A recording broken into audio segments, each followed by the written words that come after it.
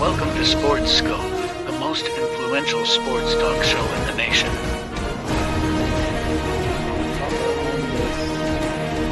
What is today, the 19th? Stay tuned for updates and great sports content.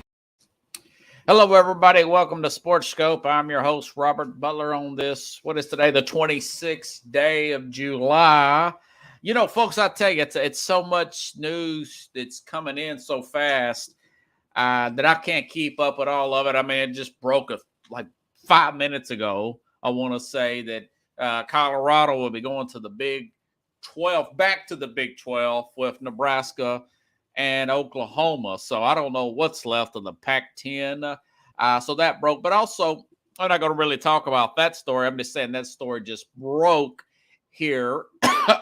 Aaron Rodgers, wow, he takes a massive pay cut. If he would have did this a few years ago, I think Green Bay would have had a few rings.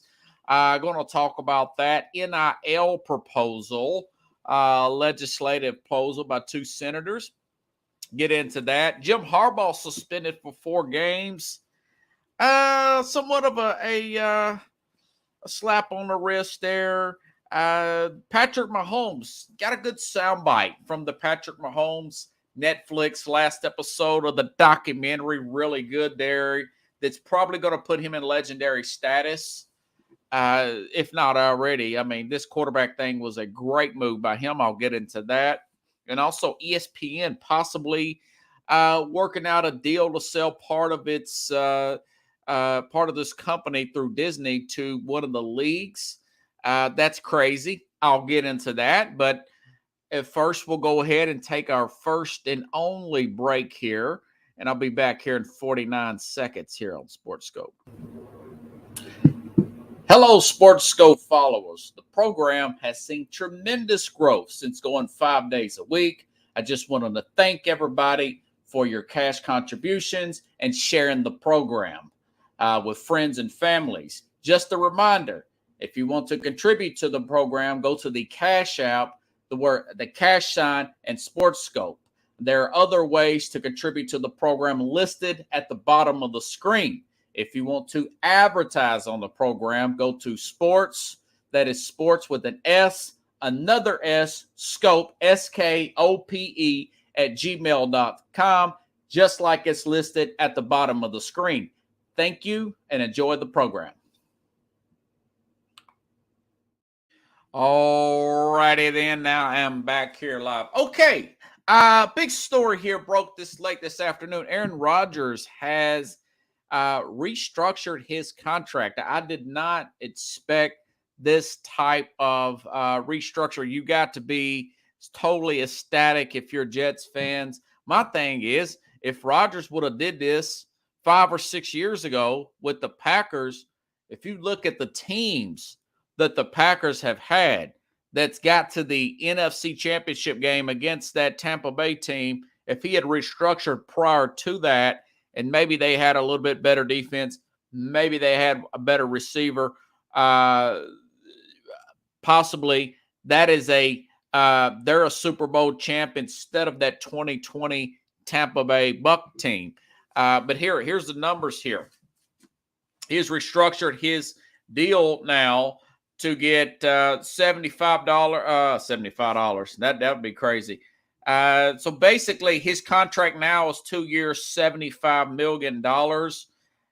It's very similar to Pro Football Focus says it's very similar to Tom Brady's contract when he signed with the Bucs, 2 years, $50 million when the cap was $198. Rodgers is 2 years, $75 million when the cap was $224. You got about the same amount of cap hits percentage-wise there.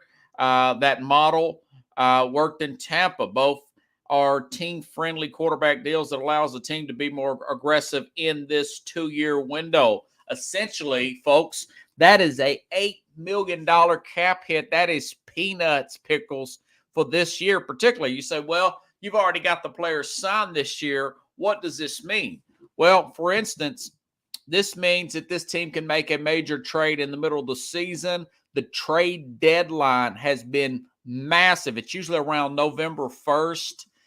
Remember last year, Bradley Chubb was traded at the trade deadline. The year before that, Von Miller, he helped put over Bradley Chubb traded from Denver to the Miami Dolphins. Von Miller was traded from Denver to the LA Rams the year before last. That helped put the Rams over the top. For example, if you look at a team like the Raiders, you look for a team like the Raiders, maybe they implode, Jimmy Garoppolo gets hurt again, and then they go after a Devontae Adams, somebody like that, maybe a Max Crosby, but I doubt they'll go after a Crosby. But what if one of these offensive linemen, Dwayne Brown, who isn't practicing, and Mekhi Becton, who says his knee's still bothering him, what if they go after a team for an offensive lineman? What if they make a trade before the end of training camp and bring in a team who may have a surplus of linemen before the season starts? So when he's taking $8 million instead of $35 million, that is massive. Kudos to Aaron Rodgers. I wish you would have did this beforehand. Listen, Rodgers, talent-wise, I want to say he's got the most MVPs, if not second. He's tied for the most, I want to say, 4 MVPs in the league here. And if you would have said, if he would have done this a few years ago, this guy, mind you, look at all those national insurance commercials that he's got from State Farm, the discount double check. He's made a lot of money from those commercials because they're running around the clock, Pickles. They're running around the clock. So during the football season, him and I'll tell you what, Patrick Mahomes, I got some sound from him, by the way. This guy is what he did last year was legendary. And I'll talk about that in a later segment. But if you would have put, I'm trying to think. I think he's tied, NFL players tied for most MVPs. And I didn't get a chance because I was working on some other things. But I'll say this. Most MVP winners. Aaron Rodgers, Tom Brady, both quarterbacks. I mean, I'm telling you, man, you add 3 or 4 Super Bowls there, and he's probably 3 all time, maybe 2, behind only Tom Brady with his talent level, but he's only got 1.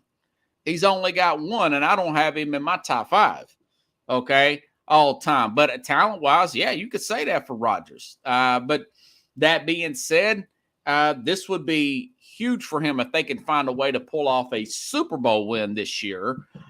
He will forever be beloved by the New York Jet fan base. Last time they won was 68 under Joe Namath. So I like this all-in approach. Did not expect him to restructure to this type of magnitude.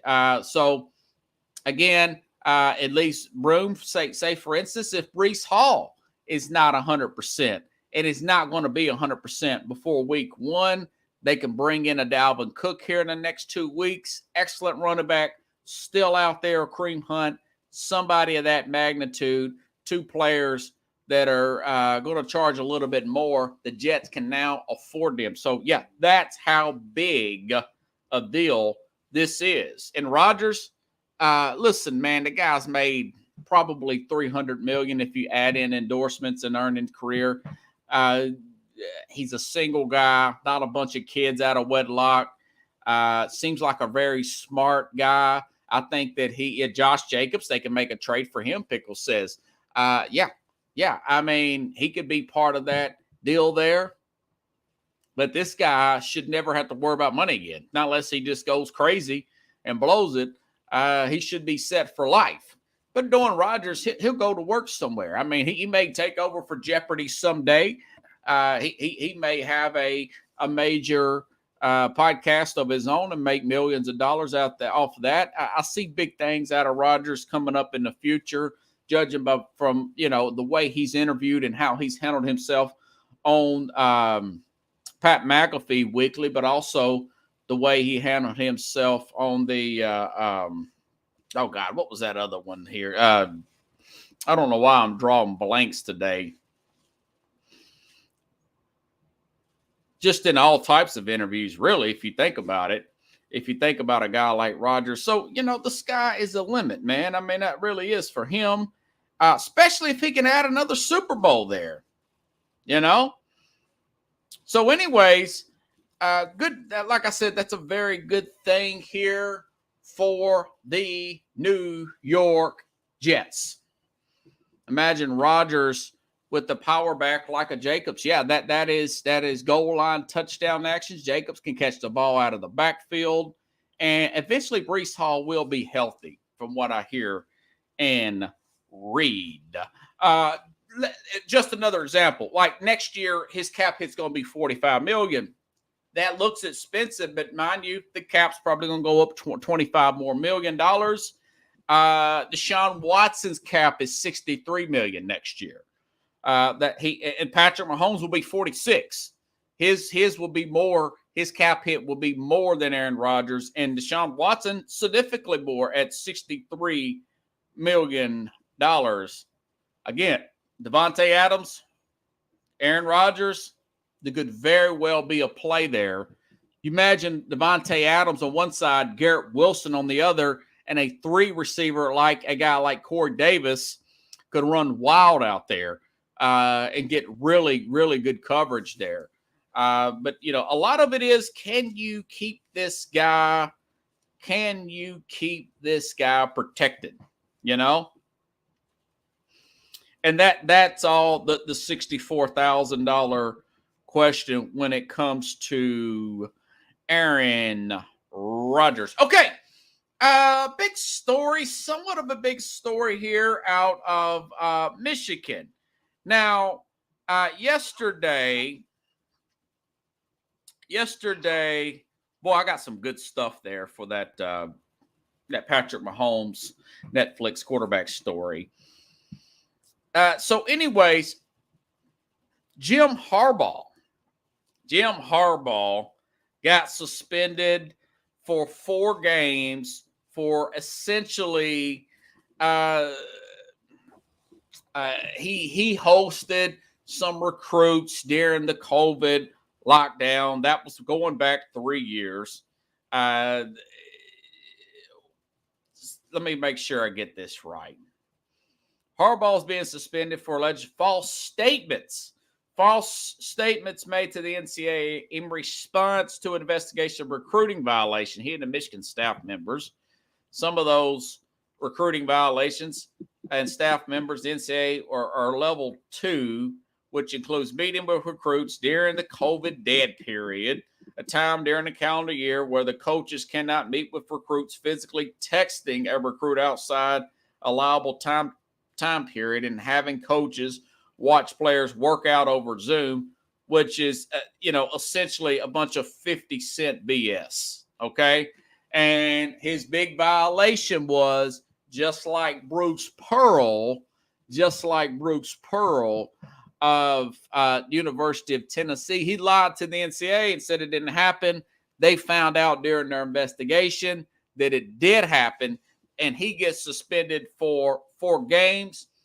And, a lot of the writers I'm just reading up on saying, well, the NCAA is kind of getting more looser now with stuff like this because Bruce Pearl, the University of Tennessee basketball coach, he got a few years before this, a 3-year show clause. Now, I've talked about that with the University of Tennessee,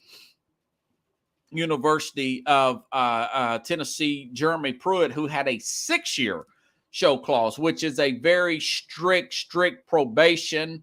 But, it's a 4-game suspension. But if you are a Michigan fan, Michigan has a walk in the park, about like Georgia, the first 4 games. So it's really no autopsy, no foul. They are playing at home against East Carolina on September 2nd. Okay, well, not necessarily a barn-burning type of game. You look at September 9th, they're playing at UNLV. If they lose to at UNLV, without Jim Harbaugh, they don't deserve to make the playoff anyways. And then they got to play, they're at home against Bowling Green. Now, September 23rd, that last game, they're at home against Rutgers, who has Greg Schiano, a coach team. This is Greg Schiano part 2 now. He's been back there since 2019. I bet they'll probably be a pretty hard team for him to play. They could lose that one. Schiano's a good coach, man. This is part 2 of Schiano. Not as good as he was in the early 2000s when he had who's that guy? I can't remember the guy. I know they had the guys like Ray Rice, though, on that team, winning a lot of games, 10, 11 games, getting a lot of draft picks, getting a pretty good bowl games there at Rutgers. So this could be, but it is at Michigan. Michigan, with their quarterback play, McCaffrey, all those guys, they're going to be probably a top 5 to top 10. They're not going to be outside the top 10 this year. They're favored to win the Big Ten this year. He should be okay. But, a lot of people saying it's a slap on the wrist. Others are saying it's a little too much. I'm saying that the NCAA is getting a little bit more lenient here. For example, I was looking at some of the more harsher smackdowns, the harsher penalties that the NCAA has made in the last 30 years. Of course, we know about the lack of institutional control back on USC when they had their scholarship limitation. And Reggie Bush, they took away his Heisman Trophy and whatnot. They vacated those wins during that Reggie Bush era. And that ultimately cost Lane Kiffin his job, what he says. But I think Kiffin's overrated coach. He's shown to be kind of hitting his pinnacle anyways. That was pretty bad. But also, 30 years ago in August Pickles, the University of Auburn was hit with one of the most severe penalties in history. It just made me think, because I was wondering about, what's the most penalties, heavily penalized situation in the NCAA history. And August 18th, 1993, Auburn hit pretty hard. I was looking this up. Auburn scholarship players, Eric Ramsey secretly taping 4 years' worth of conversation between Auburn coaches and supporters provide illegal cash in gifts. They got a 2-year. Auburn ended up getting a TV ban for 1 year. They got a 2-year bowl ban as well. Not to mention that strips scholarships. They actually went undefeated that year. They went undefeated, and it counted for nothing. It counted for nothing. Of course, Pickle says basically the death penalty, that's going way back before the 30 years I was talking about, where basically they disabled the football program. And there was a 30 for 30 made on that between Eric Dickerson and was it Greg James was the other running back there, Pickles? Greg James in that one. That was the worst of all time, where they had the payroll set up for players and everything. They just now got SMU about 4 or 5 years ago. That's how bad that one was. I think that was going back about 35 years. I want to say back to the 80s. But inside 30 years with the Auburn one was pretty heavy. I didn't realize how heavy it was. Yeah, Craig James. Yeah, that one with Craig James, Eric Dickerson. That was, one goes back to the 80s, where the NCAA basically just threw the book at them, threw a giant dictionary at these guys. So if you're a Michigan fan, you got to worry at the end of September. You got to worry about the end of September, because Schiano will have Rutgers ready to play. You'll be favored in all those games. It's not like you're playing at Notre Dame or at Ohio State during that time. But basically it is what it is. And people do that is a legit beef there that Tennessee fans should have a legit beef for Bruce Pearl Now we're going back. I don't know, was that 2008 or 9? Or I can't remember when. 15. I can't remember. Back when Bruce Pearl was essentially fired for Tennessee after that 3-year show clause for lying about the barbecue. Tennessee fans really still ain't got over. They went through 2 coaches since, and they may have going through another one in the basketball program now. He's reemerged at Auburn, and he's kind of staying put here. Okay, since I'm on college here, so now the news simply just broke that the Big 12 here. This is through Brett McMurphy. Let me make sure I got this right here. So the Big 12 essentially, Colorado will move back to the Big 12. According to Brett McMurphy, is officially leaving the Pac-10 and returning to the Big 12. So there's a big picture of Deion Sanders. Listen, folks, I'm letting my prediction stand pat here. Now, Deion did have some blood clots removed. Maybe he don't want to move to a new job. He claims to be okay. He's had some surgery. This news just broke that Colorado will be leaving the Pac-12 and playing with Nebraska. And Oklahoma won't be a part of that anymore. So we're talking TCU, Nebraska. Colorado's going to be better now. But, again, there's no Oklahoma. There's no Texas because they're going to be in the SEC next year. So this kind of saves the Big 12. I don't know if the Big 12's done yet. Are they going to add another team? Are they going to add a Utah now? But what do you do with the Pac-12? The only thing they've got now is Oregon because USC and UCLA, they're going off to the Big 10. So the Pac-12, they're on life support pickles. I mean, you got Stanford there, and you've got, Texas Tech. Yeah, so the Big 12 will be Texas Tech, Kansas State here, and Nebraska and that bunch there. So Nebraska's got a better coach now.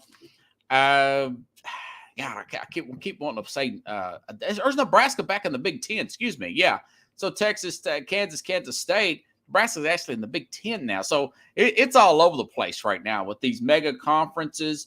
There's a chance that maybe the Pac-12, what's left of the Pac-12, emerges with the Big 12, and you have a mega conference there. There's a lot of realignment that still has to be discussed here. I actually like what happened in the SEC. I kind of wish the SEC can get Ohio State and Clemson, but beggars cannot be choosy. That's a story that I'll leave for at another time because I don't have enough information. Just letting you know, folks, I am aware of that story, but I just don't know all the details.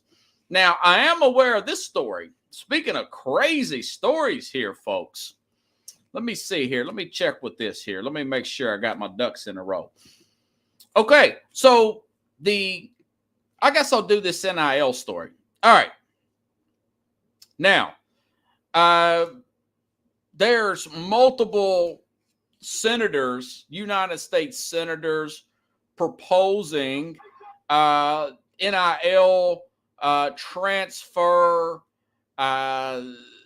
proposal type of deals here to kind of, and this is something that guys, the commissioners from all conference, all the big, what's the guy's name? The Ohio State coach, the president there, Nick Saban, Alabama, even the big kahunas are saying we need some guardrails on this NIL stuff, and this transfer portal here. It's getting a little bit crazy, to say the least.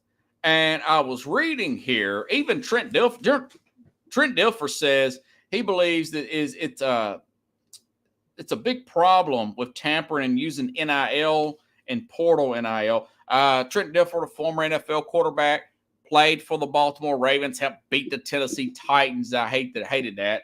Dilfer was ESPN personality, was a high school coach here in Nashville, Tennessee area, then left and took UAB coaching job in college this year. And he says they're in my office in tears. I don't want to leave, but my dad is being told by collective or by my high school coach or by a freaking player director of a Power 5 school that I can make way more money with them than at UAB. That's Trent Dilfer. He's a first-year guy, by the way. Okay? And so essentially, I'm trying to read over this stuff here. Now, this is by Senators Joe Manchin. He's a Democrat. Tommy Tuberville, former Auburn coach, is a Republican.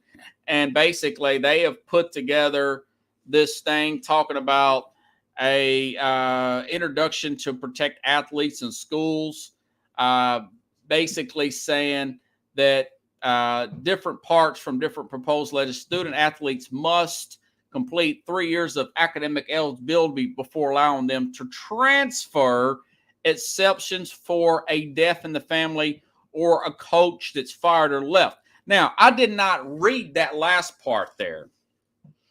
Also, it says that these guys, NIL deals,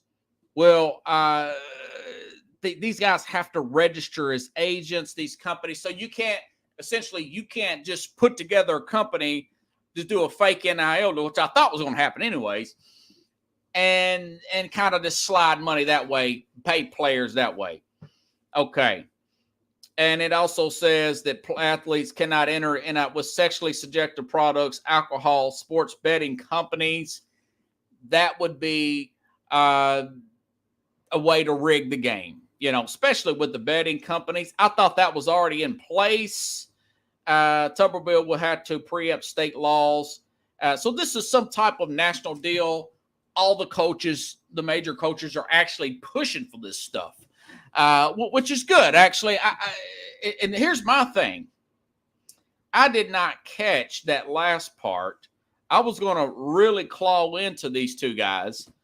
But about the 3 years, student athlete must complete 3 years of academic eligibility before allowing them to transfer without penalty, except for death in the family or coach that is fired or leaves. Now, that's the part that I would say is a major exception. And I'm okay with this after I read that. I was going to rip into these guys before that came about. Okay? Because the coaches can leave. You should be able to leave if the coaches leave. But you think about it this way. A certain coach has a certain scheme. If you're a defensive player, you want to play a certain scheme you're thinking is going to transfer you to the NFL.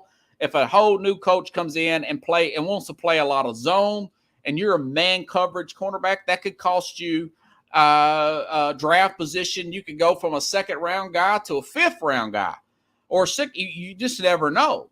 If you're a quarterback and you want to throw the ball all over the place, and then you got a coach in here that is a throwback guy, like the former Wisconsin coach, the coach for University of Illinois, who wants to run the ball all the time. He's very old school. Then you're not going to be able to showcase your talents that way. But they're saying that would be the exception. You should be able to leave that way. And as far as so it looks like it's some pretty good stuff here. Not sure it's called the Protecting Athletes, Schools, and Sport. And also 3 other senators have proposed, bipartisan senators, 3 other different senators have proposed a deal to get the college athletes some type of long-term health insurance in case if they got injuries in college that linger. That all sounds like pretty good stuff, That all sounds like pretty good stuff here.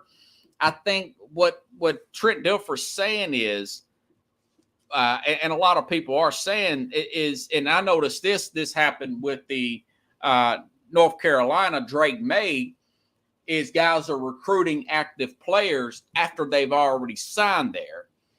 they're legally recruiting these players after they sign. The players aren't reaching out to them. They're reaching out to these players and offering bigger NIL deals once the players are already playing on the team. So it gets crazy like that. Now, of course, Drake May, the prospect, is going to be a top 5 guy. He's going to be a top 5 guy in the NFL draft. He likes North Carolina. He's from that area. He's going to stay there and play out his contract. You're just trying to get it away from guys just basically buying players up. And it's not really, the NIL is supposed to, your name, image, and likeness. That's what it's for. It's not a free agency thing. It's supposed to say, okay, we know you're out here balling out of control.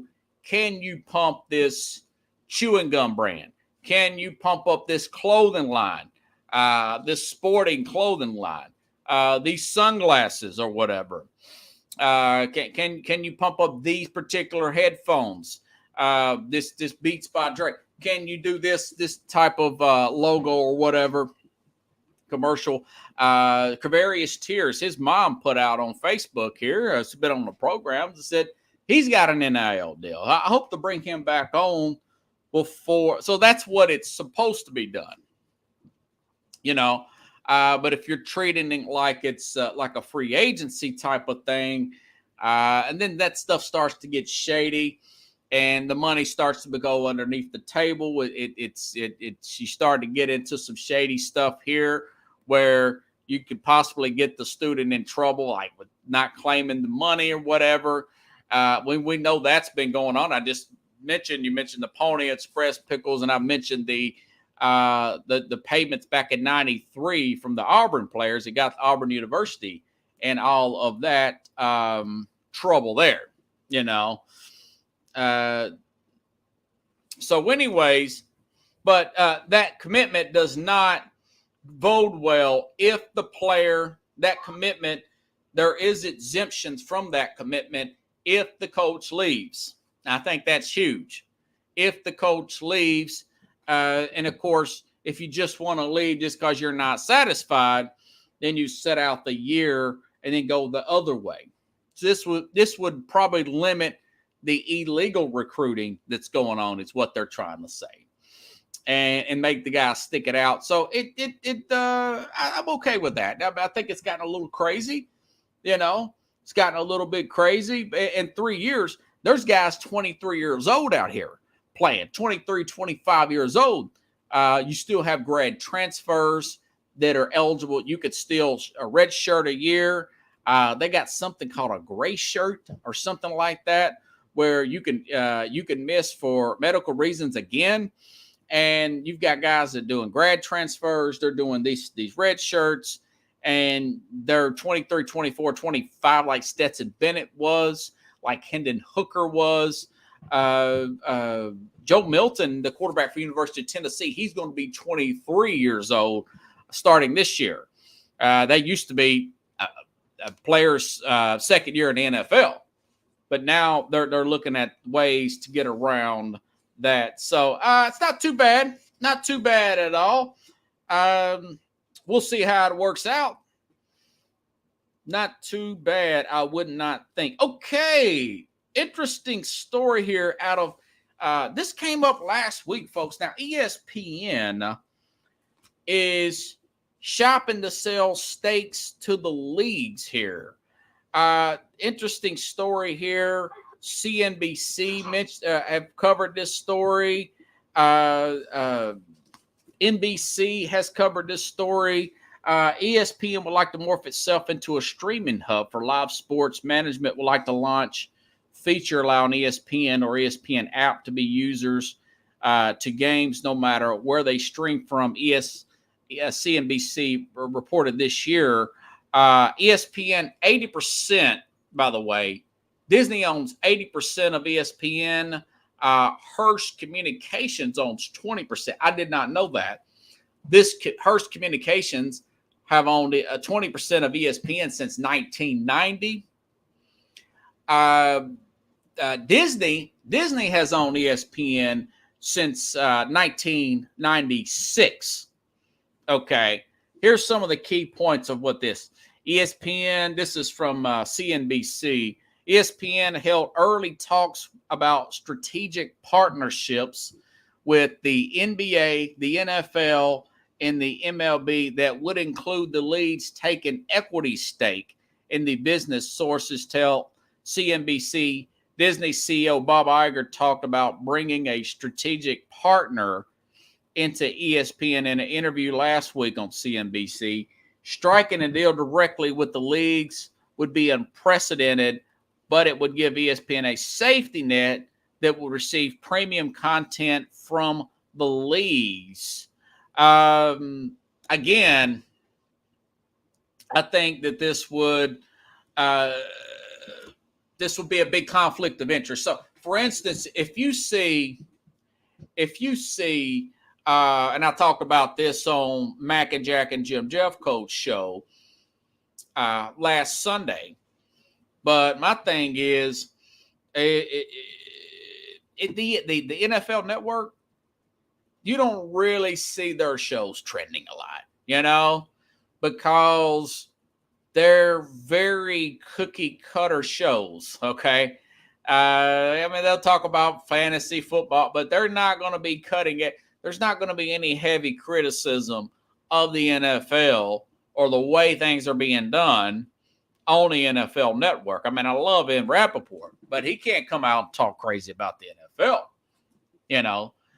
And so what this would be essentially a conflict of interest. Any of the talent that cover, they're going to have to walk gingerly, even though they already do.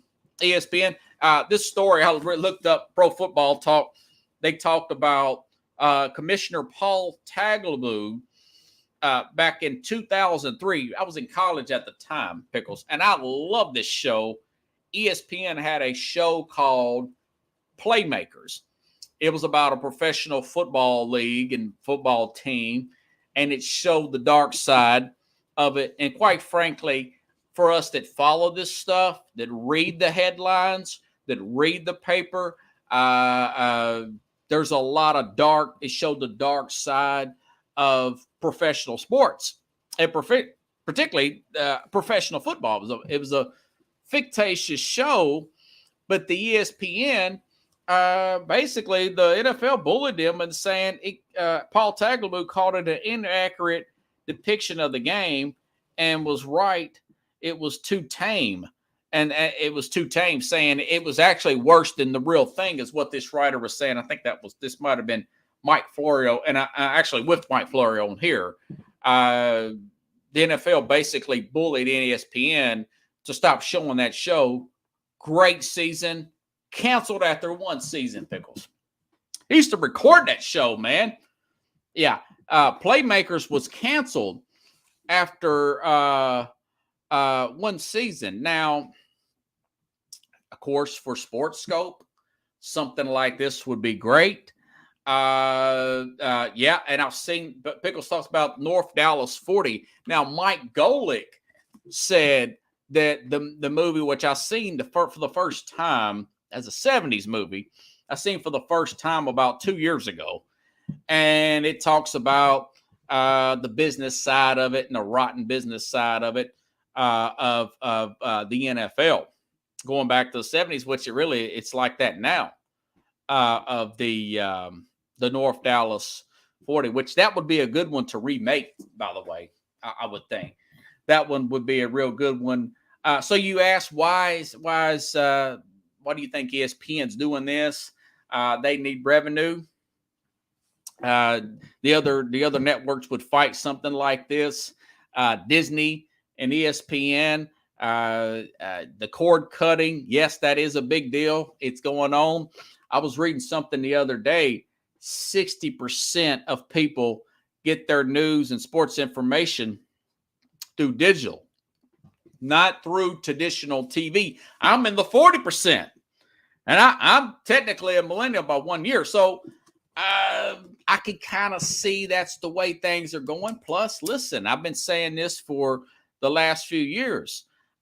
Disney is way too caught up into letting their personalities push a bunch of social causes, They do a bunch of race baiting narratives with guys like Bomani Jones, who's failed at 3 shows there, multiple TV shows, a radio show. Then he got a show at HBO. The guy looks for the race thing and everything. They want to push these political and social issues that have nothing to do with nothing. And they're very one-sided. And it just ticks people off. And people stop watching, I've had John Restano on here. It's not just me, a guy from the South here. He's from Niagara Falls area, Buffalo area, New York. And he says he stopped watching ESPN. Instead, he started watching me here on my program. So that, as much as the media, the big media and the sports media who do not work at ESPN want to, for example, your Mike Florio's, he agrees with a lot of that nonsense.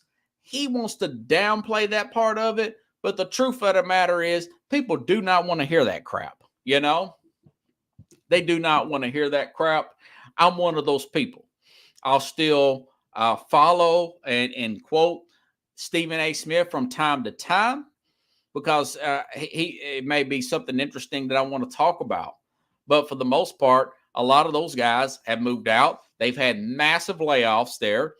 There could be another massive round at any time. They've had multiple rounds, by the way, of layoffs going all the way back. I'm going to say even before 2017, they started this. And so this all remains to be seen. I think somebody else should simply try to buy ESPN and get it as far away from Disney as possible. There are big companies out here that can do it. I don't know who those companies would be. I don't know if it would be an Amazon or an Apple or anybody like that. But there's somebody out here that can do it, make it happen. Could it be Discovery? I don't know. I'm not sure. I don't think it would be Turner Sports or anybody, but it could be somebody like we talked about before when ESPN was doing these layoffs. It could be somebody we've never heard of out of the UK or somebody to buy ESPN, make it back into, they would do some initial cuts and bring their own people in to run it. And then they would just keep it about sports, keep it about the games, the live events here. And there's still a way to save it. It's still a brand. I want to say it's been out since 79, Pickles. Been out for a while and very popular. So, but if this does happen, again, this would help my show, which would be great. I could use the money, right, Pickles? I can use the money here. That would be some good stuff there. Ooh, that's a mouthful. But it sounds complicated. My guess is, I think it's just talk. I don't think anything's going to happen at that. I think there's too much logistics that would have to happen. I've been wrong before, but we'll see. We shall see, Owuku Saki. All righty then. Okay, so I've been telling you all about this, Pickles, about this Netflix series here. If you guys get a chance to watch this, if you've got Netflix, it wouldn't be cheap for all the NFL games to be affordable if I get Red Zone this year.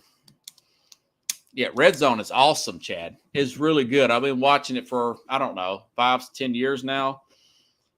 Man, like Eminem said in one of his songs, he said it's the best thing since wrestling. Now, I'm not a big wrestling guy.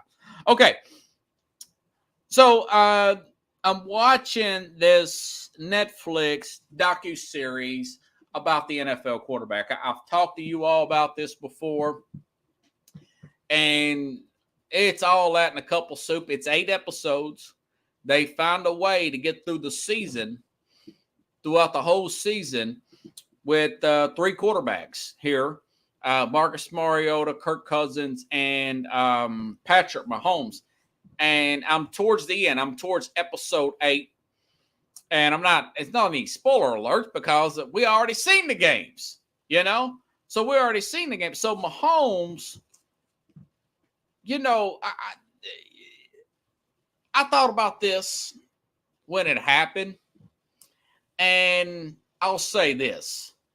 This guy, when he sprained his ankle in that Jacksonville game, high ankle sprain in the divisional round. Remember, they got the bye week. He sprains his ankle in the game, and he is grimacing. There's speculation that maybe he broke it. There's speculation that maybe he had broke it. And here is some sound here of him not wanting to go back into here's some sound of him not wanting to go back to get the x-ray. And he's saying something to Andy Reid. He is, and there's some curse words in this. He's talking to Eric Bieniemy. He's talking to the quarterback coach, the trainer, and listen to this. It's a tough spot for a head coach. Let's see what Andy Reid does here. I'm gonna take you out here. No, fuck no. That's Andy Reid says, "I'm gonna take you out here." He's like, "No, bleep no." All right, play him. I'm good. Hell no. Hell no. I'm no. Fuck no. No. Not a chance. Let me get. I got one more drive at least. No way. I'm no way. No. I'll do it at halftime. And now the Matt Nagy, I think, is the quarterback coach. He's like, "Listen, I'll do it at halftime." Then Eric Bieniemy, the OC, comes in and he talks to him. No fucking way. No way. No fucking way. No. I got to do it at halftime. I can do it at halftime. Then Andy Reid comes back and said, "Listen, you may have broke it." And he said, "I'll do it at halftime." I'll do it at halftime. I'm going to take care of this x-ray. I got to do it at halftime. Go get an x-ray real quick. Let's see where we're at. Fuck! Then I'll say that drive in him, that opposite thinking of a guy like Matt Ryan, win at all cost, that toughness. Ben Roethlisberger, he played on a high ankle sprain, but he lost. He finished a game back in 2010 against Denver. Kind of lucky. That was the game where Tim Tebow got his lucky pass there off for a touchdown. But he is really ticked off about this thing, you know. And he's hobbling around. Then he goes out and he gets the x-ray, and here's some more sound here. And they're asking him, "Are you good?" Now it goes into halftime. They still got a slight lead here. He goes into halftime. Here's some more sound here afterwards.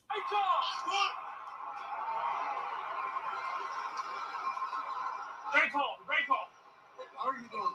I'm good. I'm telling you, I'm good. You good.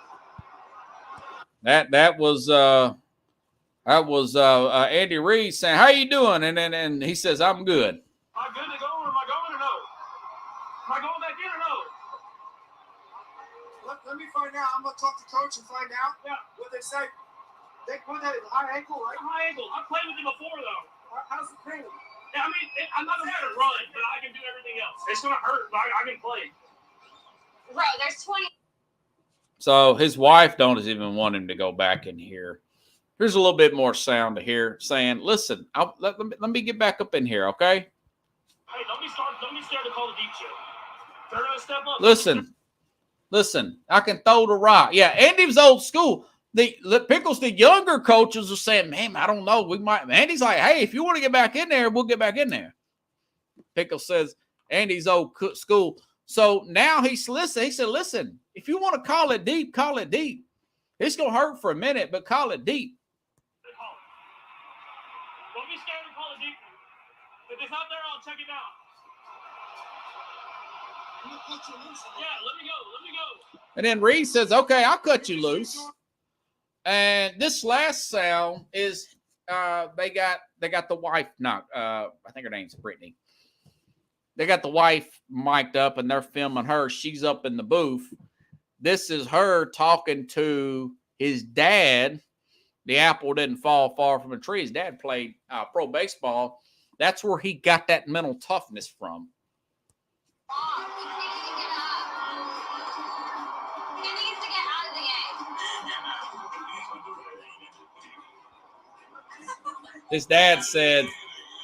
His dad said, listen, he ain't getting out. It's not in his DNA. And the fact that now Tua, by the way, this thing is so successful. Netflix already went up to Tua, the quarterback for Miami, and asked him if he wants to do it. He says he don't want to do it.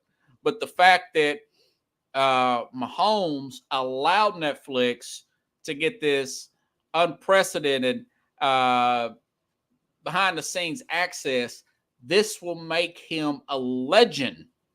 A legend in he's a legend anyways, but that right there, playing through that injury like that, winning that game, and then going on and beating a favored Cincinnati team in the AFC Championship game, shutting them up and their mayor, right? And then beating another favored. Now they might have been a slight favorite because they were at home. Check that. They might have been a slight favorite. I picked Cincinnati to win. I thought Cincinnati would find a way to beat them. They were 3-0 against Kansas City.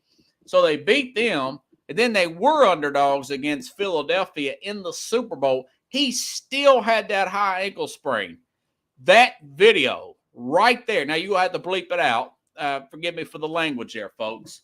But that video right there, that sound right there should be played at Patrick Mahomes Hall of Fame, Pickles. I mean, you got to put Mahomes. He's not just a guy that makes a lot of money, that plays for Andy Reid. You got to put him in that tough guy category. And he did not want to come out of that game. He was not showing off for the cameras. That was a divisional playoff game against Jacksonville. That right there is why, and I put this when he won the Super Bowl, I said, you add that in there, that game, playing through that high ankle sprain. I mean, I've got plantar fasciitis problem where it hurts to put weight on my heel, and I'm getting it looked at tomorrow, and we'll buy a pair of shoes. We got a tax-free weekend coming up, and that hurts for that. But a high ankle sprain, you know, it's like sticking a knife up there. You know, it's a stab wound. I mean, that's the way he's describing it. As soon as you put some weight on it, you feel it, and he's hobbling around all over the place, and he's still making big plays. He said, "I can't run, but I'll check it down." You know, I can't run. I mean, he did. It's a 4 to 6 week injury. And he played through it with 2.5 games with this injury. So that video, you got to put it in Canton. You know, going back to my top 5 here, I said Brady's number 1, Montana's number 2. I think Elway's been to 5 Super Bowls. I got him at number 3. Peyton Manning still got more records. He's also got 2 Super Bowls than Mahomes. I got him at 4, and I got Mahomes at 5. And that right there, that should be played at his Hall of Fame. That should be played on the big. If he retires today, if he's forced to retire today, God forbid, he's great for the league. But if he retires today, he's a Hall of Famer in my eyes. And that fight in him, I mean, he got plenty of money, got the beautiful wife, already won a Super Bowl. He could have said, you know what, give it to Chad Henne. But he didn't want to do that, man. He's a tough guy. You got to put him in the Brett Favre category, Steve McNair category, Ben Roethlisberger category. This is not the first time he's had pretty bad ankle injuries. He played through one a couple of years ago, and they won the Super Bowl then, back in 19. I think he missed part of a game there. He's hobbling around. He's doing quarterback sneaks with it. He's tougher than he looks, but he's a tough guy. And, you know, kudos to Dad. It then instilled that toughness in him. His dad says, listen, the wife said he can't even walk. He needs to get out of there. And he says it's not in his DNA. Dad put that toughness in him. Favre, Elway, Namath. I mean, Mahomes, he just don't look like he's that tough, man. But don't judge a book by its cover. That dude's tougher than nails. Listen, folks, watch for some notifications on my show. I'm going to do some clips here tomorrow. Like I said, I got an appointment tomorrow. Only time and I may have one again next Thursday as well.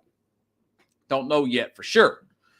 Either way, listen for notifications. I'll do a replay tomorrow, but I'll also give you clips of different shows and different sound that you may have missed on the program. Now, Friday, I'll be back here Friday with Carlos, Mad New Yorker, Chavez, there, like they would say in Young Guns. Talk to him. And also Friday, now this will be played on Tuesday. I'm going to be Kareem Blackston back on the program. I'm gonna tape an interview because his schedule's changed on Friday at around 5:30 Central, and you'll see 30 minutes of that on Tuesday's show. So I'm kind of doing a little bit of mix and match and bobbing and weaving, but you're getting a really good show, and I'm managing around a very busy schedule. So if you like the show, please share the show as much places and as many places if you possibly can. Tell as many people as you possibly can about this program. Okay? All right, everybody. Have a good night. Again, I'll see you same time, same place here on Sports Scope.